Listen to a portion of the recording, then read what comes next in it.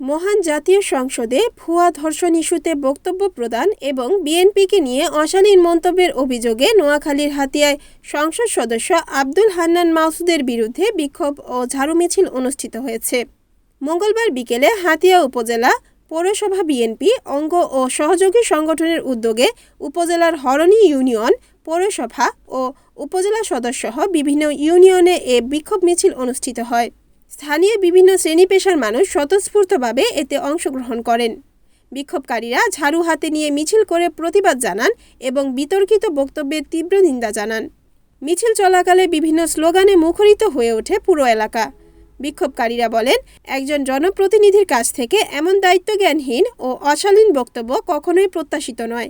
তারা দাবি করেন, সংসদে দেওয়া বক্তব্যের জন্য আব্দুল হান্নান মাসুদকে জাতির কাছে নিঃশর্ত ক্ষমা চাইতে হবে। পৌরসভা বিএনপির সাবেক ভারপ্রাপ্ত সভাপতি মোকাররম বিল্লাহ সাদাত বলেন, ভুয়া তথ্য উপস্থাপন করে জাতিকে বিভ্রান্ত করা এবং রাজনৈতিক প্রতিপক্ষকে হেয় প্রতিপন্ন করার অপচেষ্টা গণতান্ত্রিক মূল্যবোধের পরিপন্থী। ভবিষ্যতে এ ধরনের বক্তব্য থেকে বিরত থাকার জন্য আব্দুল হান্নান মাসুদের প্রতি আহ্বান জানাই। Report Hanifuddin Sakib, NNTV, Noakhali.